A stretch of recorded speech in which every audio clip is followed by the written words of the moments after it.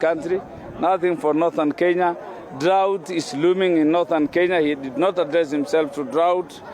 He talked of a lot of economic progress, investor confidence, Kenya being ranked as the 6th economy in Africa, fiscal discipline.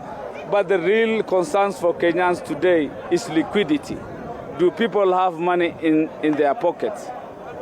And that is the thing Kenyans want to know. Yes, flow has come down, the price is okay, but do we really have money? Is there any liquidity?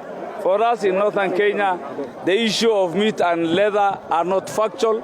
We are not benefiting from the bigger economy. It's like the president has absolutely ignored northern Kenya, and we are not part of the economy. So ours is a protest that we don't believe in whatever is being said. He's deliberately ignoring northern Kenya. He's talking of agriculture, dryland farming has not been seriously being captured. Water and irrigation is something that is just said.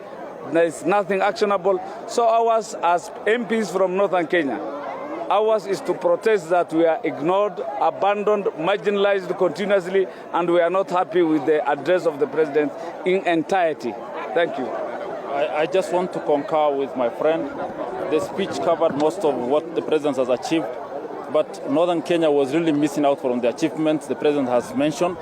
He has mentioned several roads, dual of several roads and major infrastructures in terms of roads. None was from northern Kenya. He has mentioned several dams. None was from northern Kenya. He has talked of agriculture in terms of coffee, sugarcane, all other sectors of agriculture. But when he came to livestock, there was nothing substantial on livestock. Actually, the figures he gave are not figures we really feel they are true. He talked of 2.5 million. We left while he was speaking in protest because we feel we have been left out in the presidential speech and the government achievement.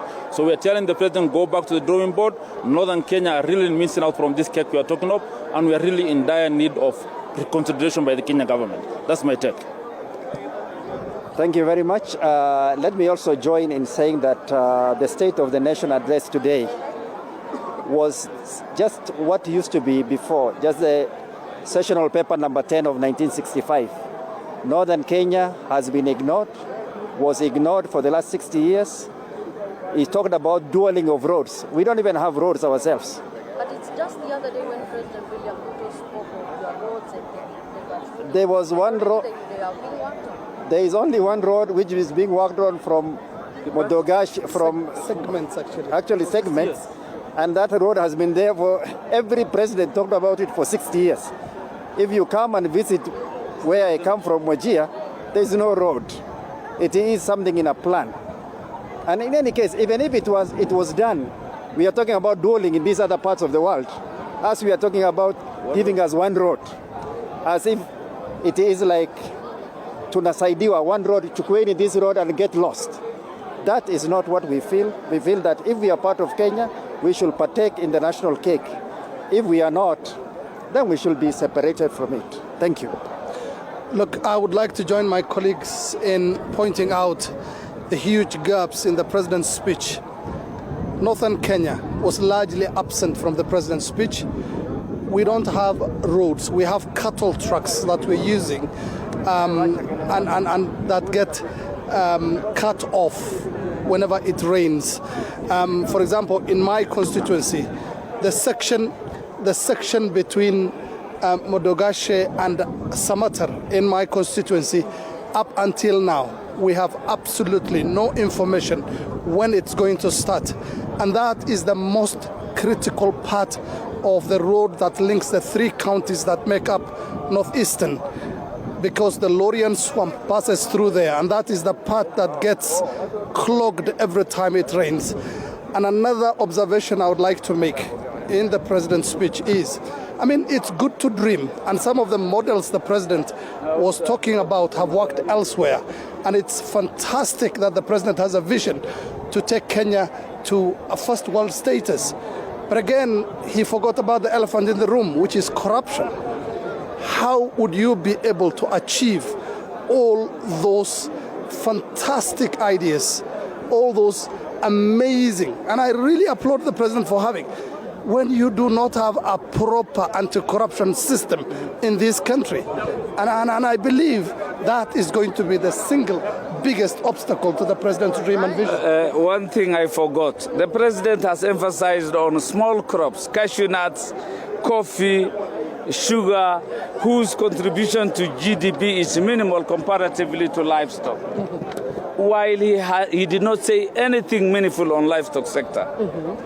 And we are talking of 70% of Kenya's landmass, the only livelihood.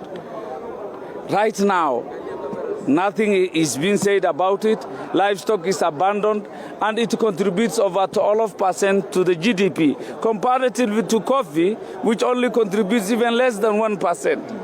When shall we be part of this country? If Kenya feels that we are an appendage to the other part of the country, if we are a liability, yet we are taxpayers, then the only option is allow us to secede, and we can stay away with our problems. Otherwise, this is not the Kenya we envisaged.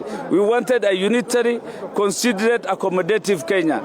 And under President Ruto, he had the vision for the livestock sector in northern Kenya. Where were all this? We are into the 4th year. Are you saying that President William Ruto is good only when he's doing something for the northeastern region? I'm not saying so. Northeastern, where is equity? Where is equality? These are things in our constitution.